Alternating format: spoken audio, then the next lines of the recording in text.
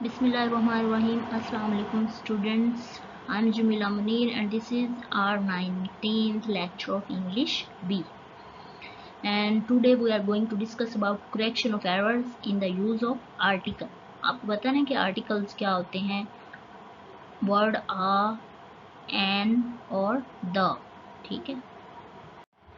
Rule number 1, if a common noun कहते हैं इसम नकरा को, किसी आम शख्स, आम जगह या चीज़ के नाम को। If a common noun is singular, अगर जो इसम नकरा है, जो कॉमन नाउन है, वो सिंगुलर हो, वाहिद हो, एंड इट्स फर्स्ट लेटर, और इसका जो पहला लफ्ज़ है, gives the sound of consonant, वो कॉन्सोनेंट का साउंड दे, कॉन्सोनेंट की आवाज़ दे।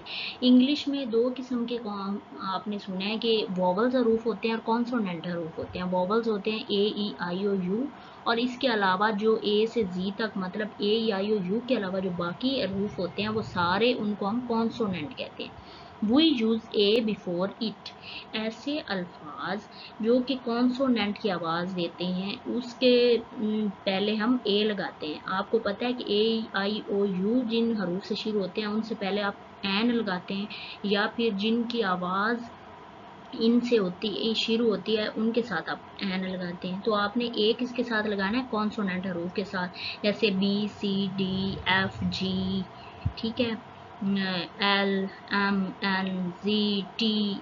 तो जो कॉन्सोनेंट हरूफ हैं उनके साथ आपने ए लगाना है। ये एग्जांपल देखिए, दिस इज़ एन बुक। अब एन हम लगाते this is an egg, egg के साथ, क्योंकि उसके शुरू में ई होता, तो बुक के साथ तो एन नहीं ना आना। दिस इज़ आ बुक, ये करेक्ट है। नेक्स्ट सेंटेंस है, she is an European girl. अब यहाँ पे एन नहीं आना, she is a European girl, ये करेक्ट सेंटेंस है। Rule number 2, if a common noun is singular, अगर एक कॉमन नाउन है वो वाहिद हुआ है, and its first letter gives the sound of vowel, और उसका जो पहला लेटर है वो वॉवल की आवाज़ देता है, वो तो क्या हम करते हैं, वो यूज़ एन बिफोर इट, तो उससे पहले हम एन यूज़ करते हैं। एग्जाम्पल देखें, this is an, this is a orange. अब यहाँ पे ये इनकरेक्ट क्यों है? क्योंकि ऑरेंज ओ से स्टार्ट हो रहा है, तो इसके साथ हमने एन लगाना है। दिस इज़ एन ऑरेंज, ये करेक्ट है। तो he is uh honest man, यहाँ पे आ नहीं आना, क्योंकि जो वर्ड ऑनेस्ट है ये ओ की आवाज़ दे रहा है, ये वॉवल की आवाज़ दे रहा है, तो यहाँ पे हम एन लगाएंगे, he is an honest man. Rule number 3, we do not use a और एन और द बिफोर अनकाउंटेबल नाउन्स। ये रूल बता रहा है कि ऐसे नाउन्स जो नहीं गिने जा सकते, जो अनकाउंटेबल हैं, उनसे पहले हम ना ही ए लगाते हैं, ना एन लगाते हैं, ना द लगाते हैं, कुछ भी नहीं लगाते। अब एग्जाम्पल देखें, अगर एग्जामिनर आपको इस तरह से देता है तो आपने कैसे करेक्ट करना है? An iron. अब क्योंकि आई जो है ये वॉवल है, तो इससे पहले तो आप ये सोचेंगे कि हमने एन लगाना है, लेकिन यहाँ पे क्यों नहीं लगाना? क्योंकि जो गोल्ड और आयरन है वो अनकाउंटेबल नाउन्स हैं। An iron is more useful than a gold, तो इसकी करेक्शन आपने कैसे करनी है? Iron is more useful than gold. Gold के साथ जो ए है वो भी आपने हटा देना है, आयरन के साथ जो एन है वो भी आपने हटा देना है। ये रूल है कि अनकाउंटेबल नाउन्स के साथ कोई आर्टिकल यूज़ नहीं करते। The honesty is it's on reward. अब ऑनेस्टी के साथ हम द नहीं लगाते, क्योंकि ऑनेस्टी ऑलरेडी पर्टिकुलर सिफ्त है। Honesty is it's on reward. Rule number 4, when a noun is used in particular sense, we use the before it. जब किसी इसम की तरफ कोई ख़ास इशारा किया जाए या फिर इसे मखसूस या नुमाया तौर पे पेश किया जाए, किसको? किसी नाउन को, तो उससे पहले हम द इस्तेमाल करते हैं। एग्जाम्पल्स देखें, this is a man who met me yesterday, ठीक है। तो यहाँ पे आ मैन इन्होंने लगाया, हमने क्या करना है? हमने इसे द मैन कर देना है, क्योंकि ये उस ख़ास शख्स की तरफ इशारा हो रहा है जिससे वो कल मिला था। This is the man who met me yesterday, ये वो आदमी है जो मुझसे कल मिला था। तो अब बात नेक्स्ट एग्जाम्पल देखें, गोल्ड, सोना, विच you gave me is really pure. अब क्या है? वो उस सोने की खसूसियत बयान कर रहा है, उसकी तारीफ कर रहा है, तो गोल्ड के शुरू में द आएगा।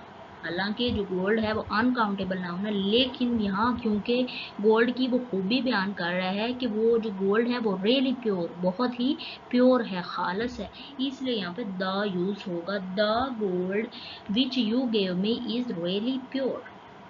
Death of the prime minister led to the fall of his party.